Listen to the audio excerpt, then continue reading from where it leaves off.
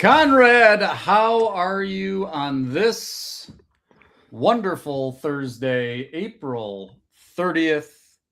We are in our I'm Michigan great, gear man. today. Good to see We you. got.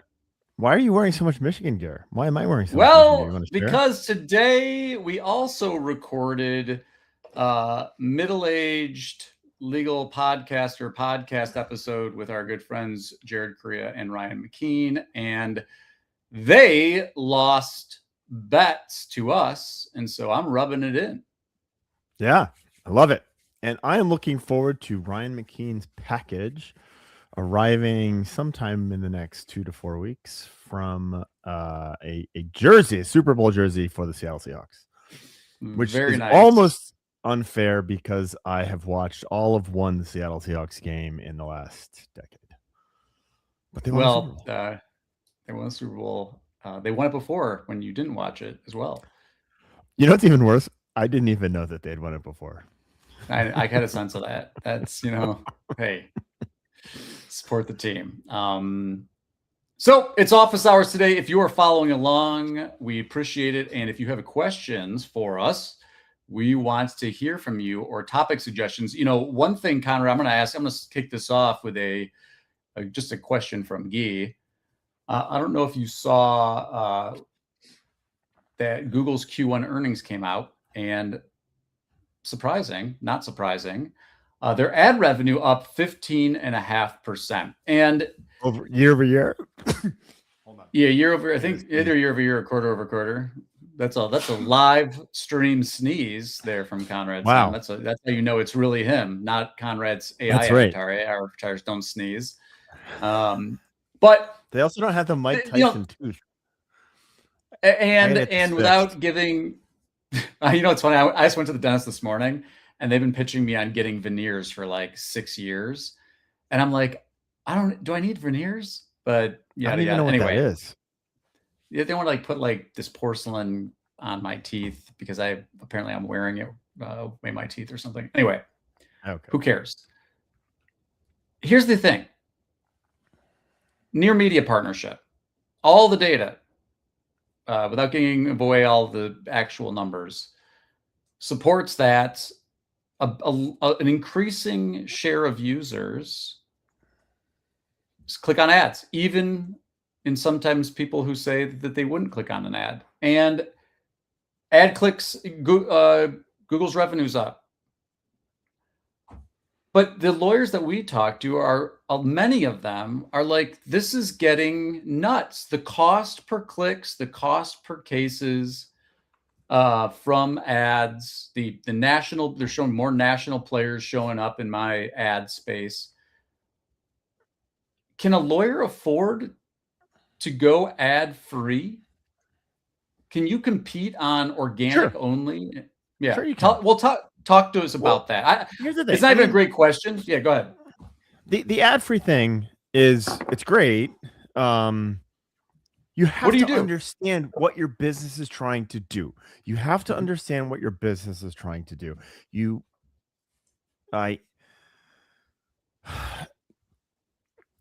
Ads are a big portion of the market. They're an expensive portion of the market. There's a lot of the market that you can get that does not require the expense or of advertising.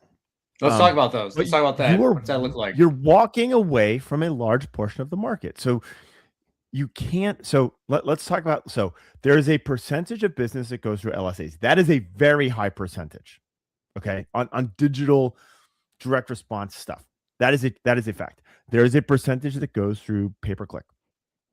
There is a percentage of the local results that are as advertising, right? So call it 25% of local results are ads, right? So you're walking away from that portion.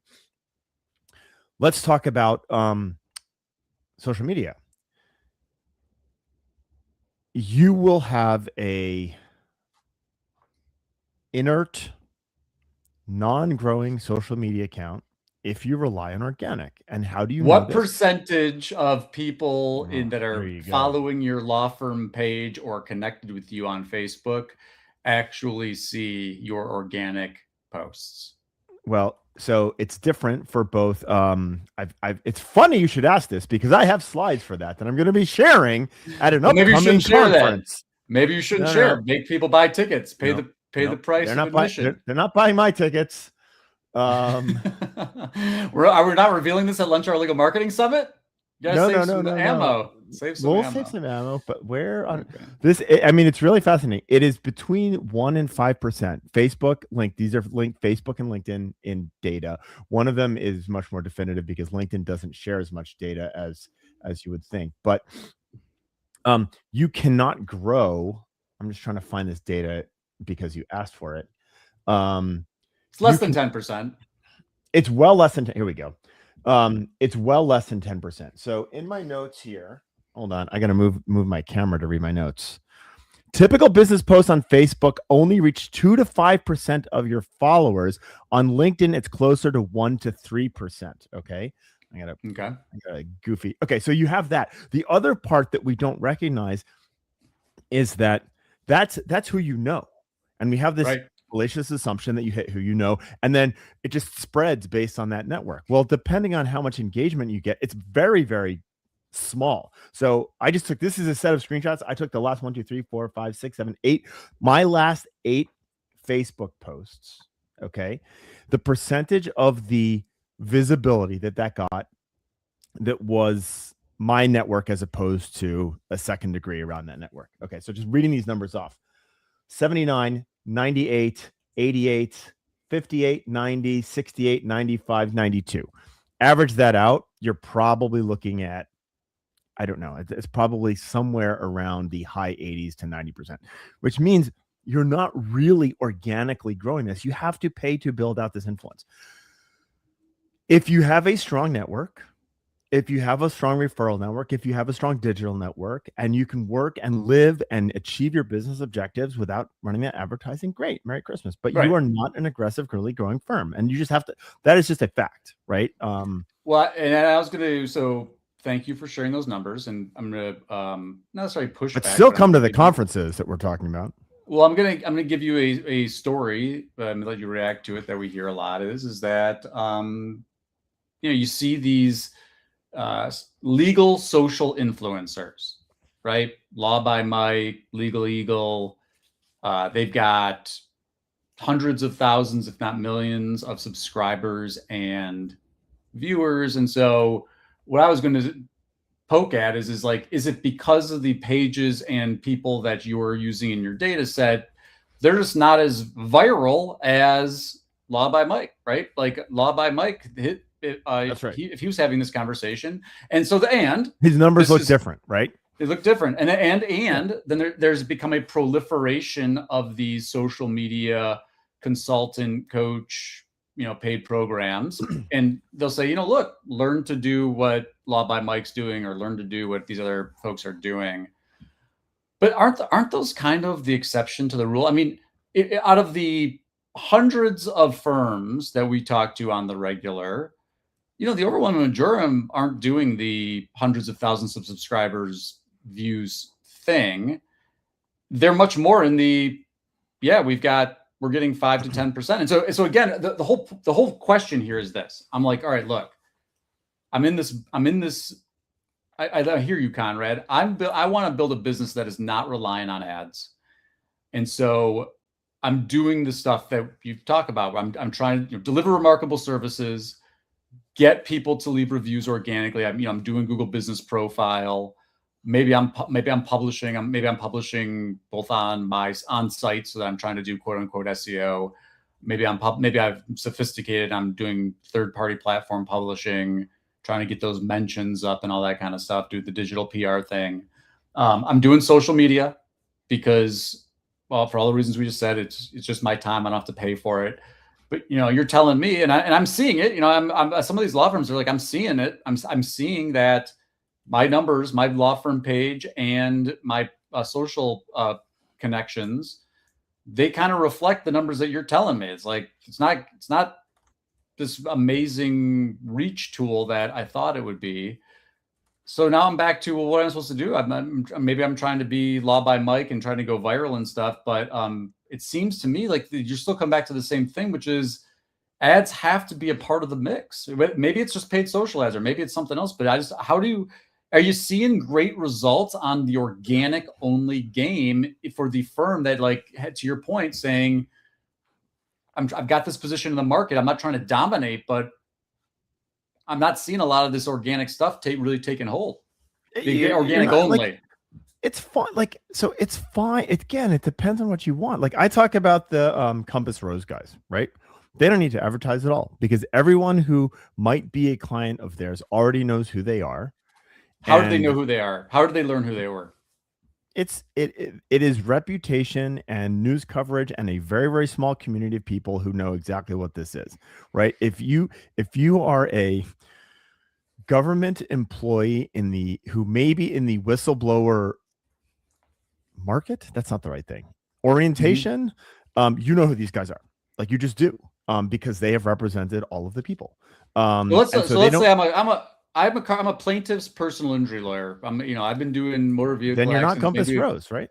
Right. Yeah. And so can a PI firm do the Compass Rose thing? Can they go in that direction where they're like, we only do, some people are talking about doing only ride share, position myself as the ride share person, or maybe I only do certain segments of the PI market. You can niche down into that, but I don't know. I feel like that response doesn't work for 80% of the local PI law firms, right? It doesn't work, not for 80%, 98%. Yeah. Because this is not a common need. It's the same with divorce. It is the same with, it's not just a PI thing. You're not hiring, or in a community that hires a divorce lawyer or a zero comment. You're not hiring these people on the regular. It's not part of the daily conversation, right? Even the near media stuff. We've got some great data on brand awareness of law firms. Unaided brand awareness. This is one market, so call it out for what it is. 59% of people cannot name a single law firm in their market. This is, again, one market. Let's call it roughly accurate. 59. They can't name a single law firm, right? So, hey, just you shared that because people are going to be like, no way. What size market is that? That is a major market. Wow. Okay. A primary market. Nick Worker, thank you for being such a dedicated Lunch Hour Legal Marketing office hours participant. Great to see you. You get the frequent flyer award. For sure. And Nick is give a shout to Answering Legal. They are not a sponsor of this office hours, but we appreciate Nick's organic participation. So give them a shout. So Nick says those people are buying followers. He's recently doing some snooping on podcasts in the legal space, thousands of views on a channel, but 0 comments and 2 likes. And, look, no doubt, we see it too. And that is not an exceptional case.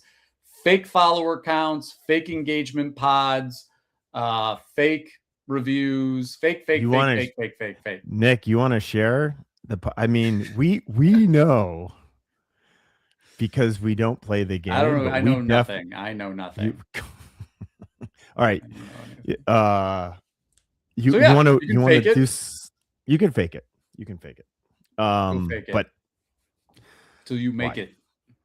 Fake it till you make it. You want to hear some bad news? Yes. This is breaking news this morning. Okay. You got some music behind it to go with Here you go. Da, da, da. Yeah, we need some music. This is what we miss, Adam.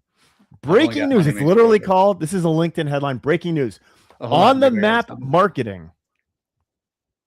What you doing? You're trying to do some breaking news? Go. No, I can go for it now. It's going to take me forever to find. Hold on. Media assets, sound effects, acoustic Trumpets. Cinema. That's horrendous. That was okay. It ended with a crescendo and the cymbals. I thought it was going to be like Shakira dancing. The way that started out. Okay. Anyway, breaking news. On the map marketing. Hacked. Client websites are held for ransom. This is this morning. This is from a former employee at On the Map. This morning, I received an alert from an industry colleague that an entire server managed by this agency was compromised. If you're being asked to pay up for your data, don't do it. We can help you recover it before Google removes you from their platform. Ah!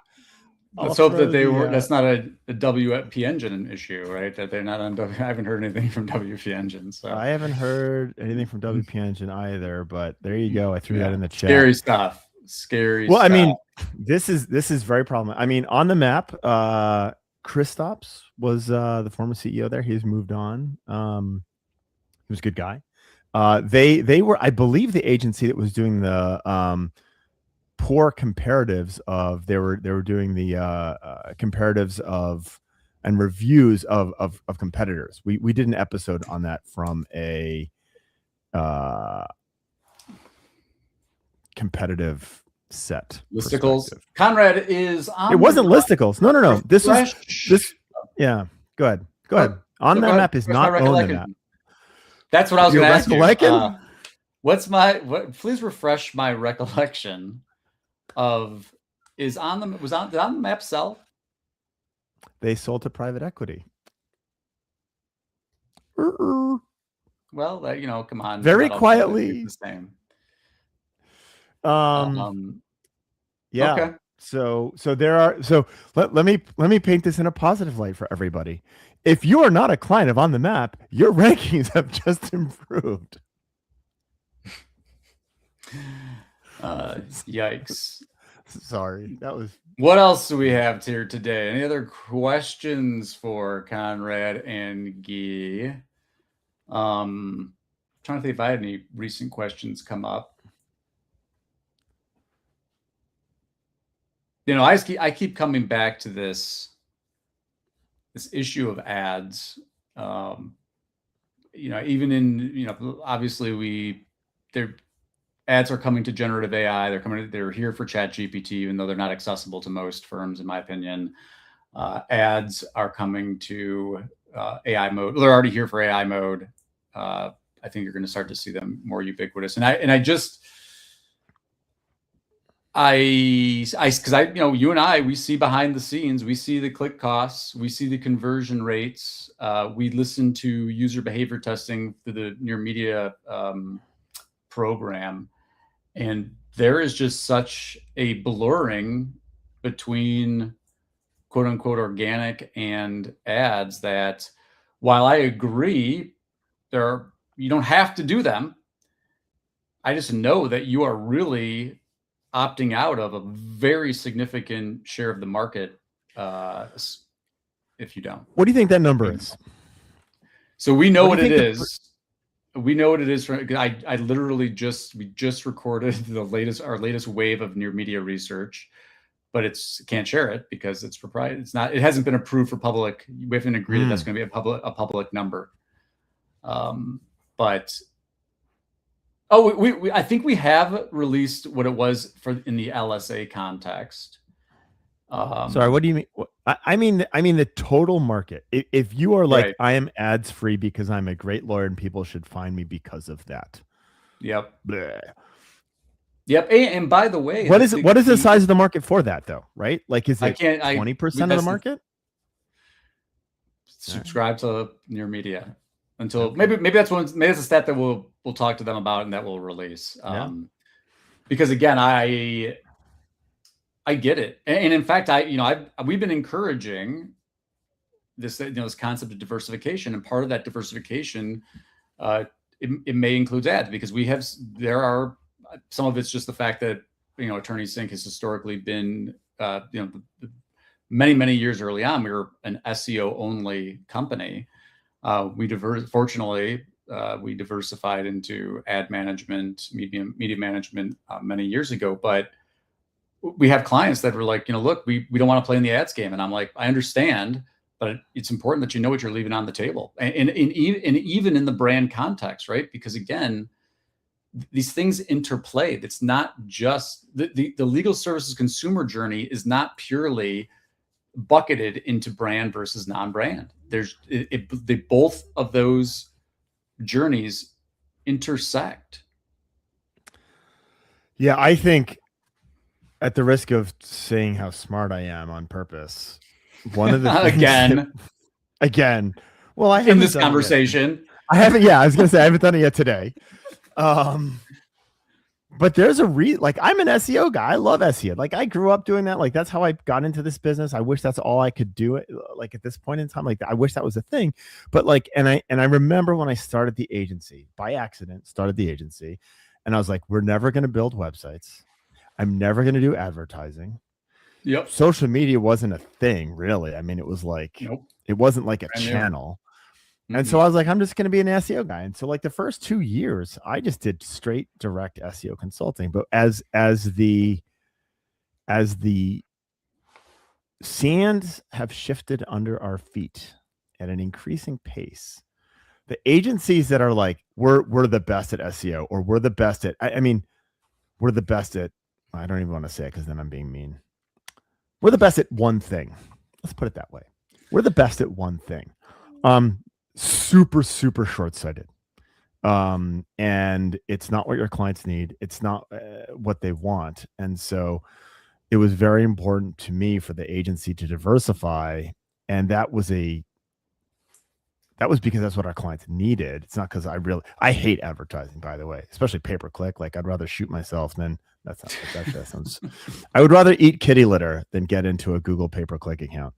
But it's important because it's a huge and again, I'm with you on a lot of those things, and my thing is that it starts with the thing that I think, because again, I won't go as far as you. I think that there's, if you're an expert in one channel, as long as you are at the table, no, with the other channel folks, no. Okay, this is the problem. If you are an expert in one channel, you think so. I remember sitting on a panel and someone was like, I can make any firm win in SEO. And that's because they were an SEO centric channel. Right. And that's all they knew. And so like you see the limitations of that. And you also see the appeal. They're like, hey, we only do SEO. We're the right. best at SEO. We're the people. We're the what was the Penrose firm for SEO? Compass Rose. We're the Compass Rose firm. Compass Rose. That's what they're saying. Yeah. But the problem with that is that the adage that if you're a hammer, the whole world looks like a nail, like that, and so you think that is always the answer. So I actually think it's dangerous to have a channel focused agency because they're not a marketing agency, they are an SEO agency, or they're a pay-per-click agency, and that is a fundamental shift and difference. Now I have no more friends left. Well, the other, I think the other thing that I wanted to point out, and one of the reasons for our choice to diversify is that it's back to the legal services consumer, right? Because they're not like, once you see enough of these client journeys, it just becomes so clear that you have to support the firm across all of these different contexts. That, and we talk about this all the time, but yes, some people, they don't know a lawyer, or they have a legal issue that they don't want to ask for a friend or seek a referral in any way. They go online and they do a category search. So, car accident lawyer, Chicago. They see whether they see an LSA, they're presented with an LSA, an ad, or an organic pack listing, and they click and or call and hire. And you have a nice, pretty little funnel, and you've got a nice, pretty little report that says cost per client from this specific linear channel. But that represents such a small segment of the overall legal services consumers market. So many journeys have so many more touch points in them that are multi-channel, they're multi-contextual, they're multi-stage, they are brand and non-brand in the same breath. And so I just think that this mindset of, and in fact, we'll give a plug to Great Legal Marketing. That's what I'll be talking about next week in DC is when you see how omni-channel works, when you see how multi-channel work, you just can't unsee it. Like, it's just, that's how people shop for lawyers. That's right. I mean, it's also how you shop for everything. It's how you shop for a Ford Right. Bronco. It's how you shop for an iPhone. It's how you shop for cereal, right? Um, yeah. Can I throw two questions at you? We're gonna Oh, I'd skip love around a you little bit. to. I'd love you to make them Okay. hard. This on the map thing is, I think it's a big deal. Getting I'm a not just, whole network of sites being hacked. Yeah. yeah. I'm not piling on and being an asshole. Maybe were they vibe coding websites on Claude? It'd be really interesting if this hack That would relates be to fascinating. The use vibe of Claude. coded sites, because I will tell you, there's gonna be a lot more breaking news coming up about security and I use of agree. these That's tools. a big People are thing. pasting private keys publicly for software stuff. By the way, just along those lines, when you're asking for passwords with your agency, please call them. Yeah. Don't send them an email. Please call them. Like that should be just basic 101 security. Have conversations over the phone. Please call them. And they should call you. They should not send you passwords over email. What should you do? You're an on the map client. Your website has just gone kaflut. What should you do, Gyi, other than panic? As well as panic. Call on the map. I mean, I don't So, well, here, the guy who posted it was their old SEO guy, Hugo Perez. I've lost his post right now, but he's like, "Hey, call me. I can solve it for you. I can fix it for you. Don't pay the ransom. Hey, call me. I can solve it for you."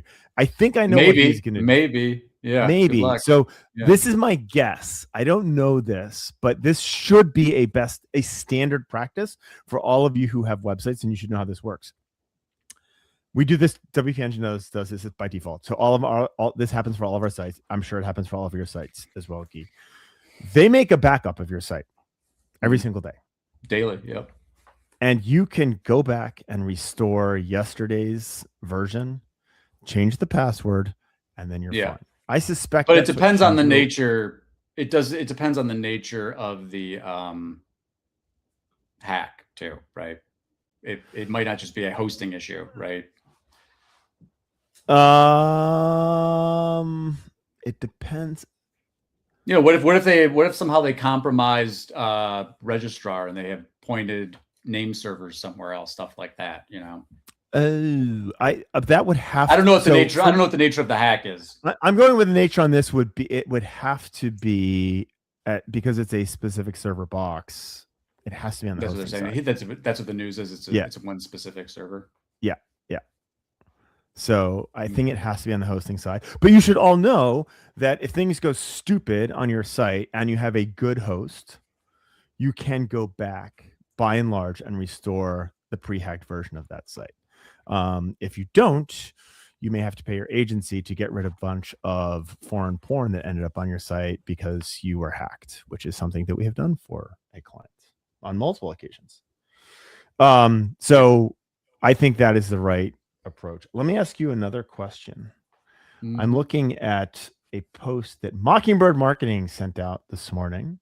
Okay. So it's not me putting it out. Like Mockingbird? That's good. No, those guys. This was an interview done with Charlie Mann, and I'm not. I didn't. Yeah, I'll give Charlie Mann a little bit of a plug. Absolutely. I asked Charlie, yes, and I was surprised by his answer. I asked Charlie. So by the way, by way of background, Charlie runs Red Cave. It's called Red Cave.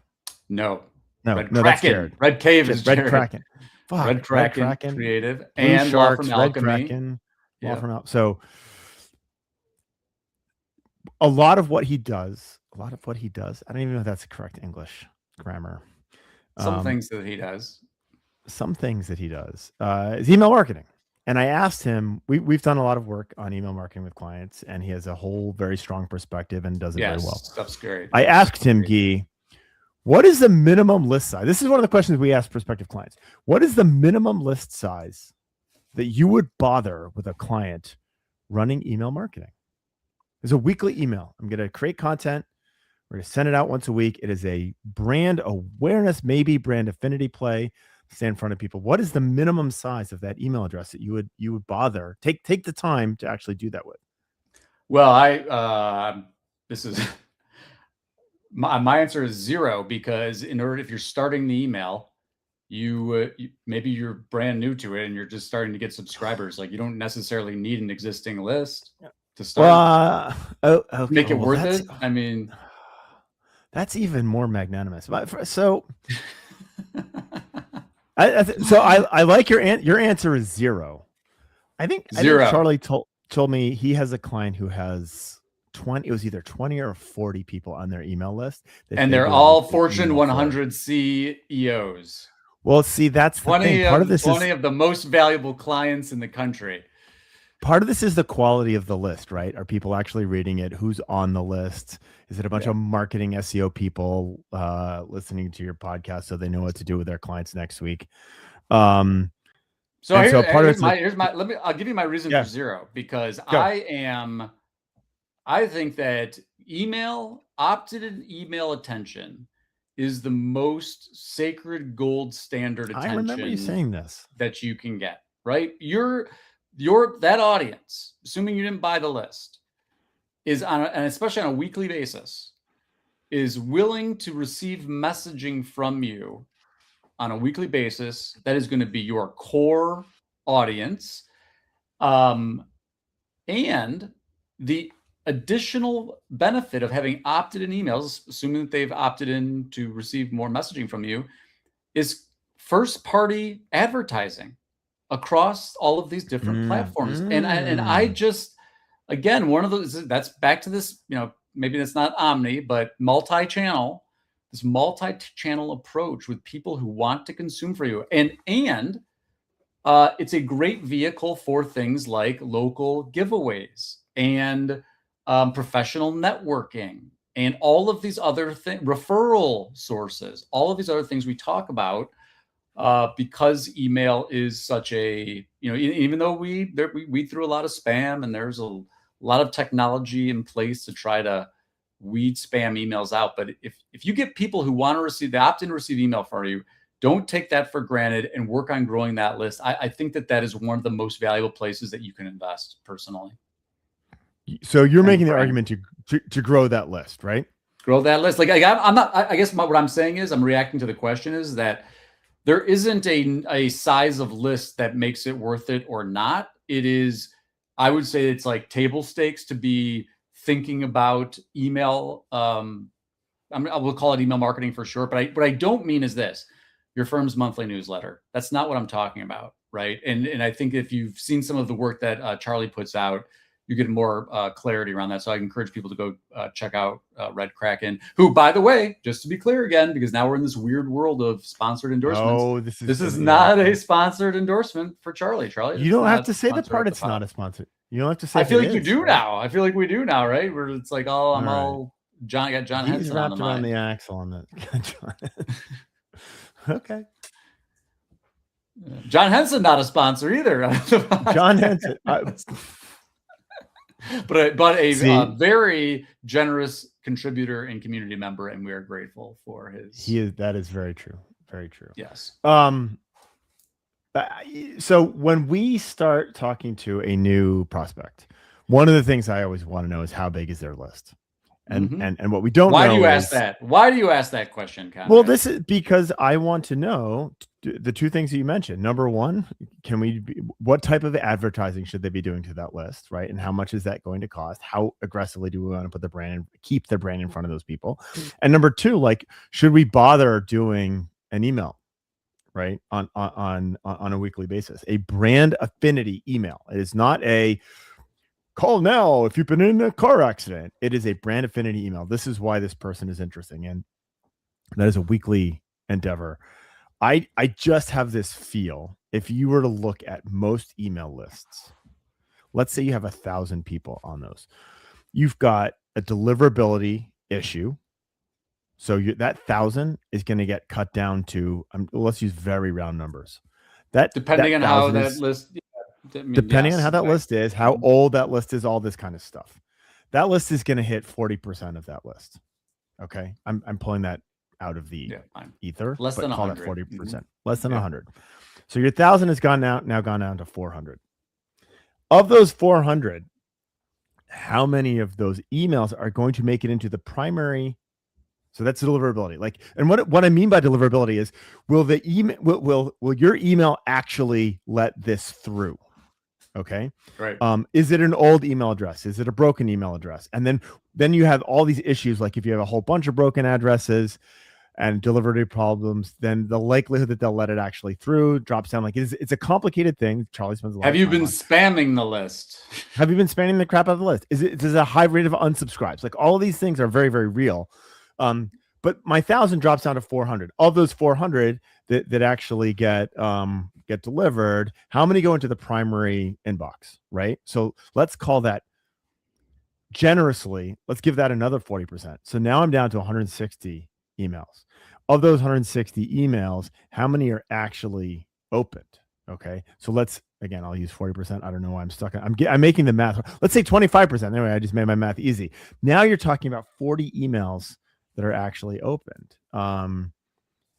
Is it worth it? And so this, to me, the size of the list when we're talking to a new prospect is relevant as to whether or not I want to proactively work on investing that client's dollars into that list.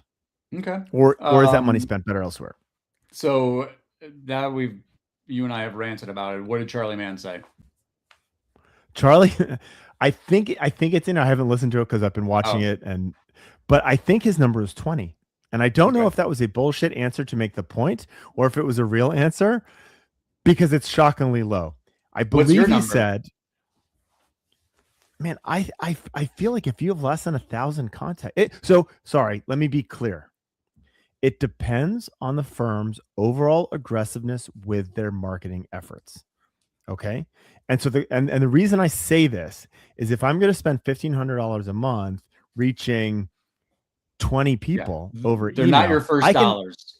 That's right. I can spend that money better elsewhere. On the flips, you get my point, right? Yes, I think that, and thank you, because I try to make this point all the time, is that it has to be contextualized as a percentage of the overall marketing, budget, which includes both time and money. And like, yes, if it, make it easy for folks. It can't be the only thing you're doing. If it represents 100% of you, if you got 20 contacts and it's 100% of your marketing plan, so hopefully that drives what Conrad's point is home. I would still say maybe I index higher on, maybe my percentage is higher than some others, because I really do believe, and I've seen the benefit, and I'm going to give you the counterpoint to your any number, and no one's going to like to hear this, and this is not a way to do this. This is not mathematical. This is just to be maybe the snarky Gyi response. If there's one person on there that refers you a case, that's right, is huge. They wouldn't have otherwise. That's why quality list matters, right? Right. Well, this was a great conversation. Anything else? Other questions as we were nearing the end of our time together? Looking forward to seeing you next week. The private equity owners of Own the Map would like to know who your process server is. I'm just kidding. Next time on our legal marketing. Excuse me. See, I started sneezing and you started coughing. We're not doing well. This is the COVID version. Time to say farewell. Of office hours. All right. Talk to you guys later. Wrap it up. I was going to play our music.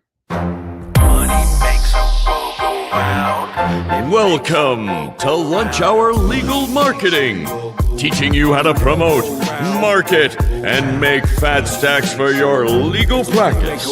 Here on Legal Talk Network.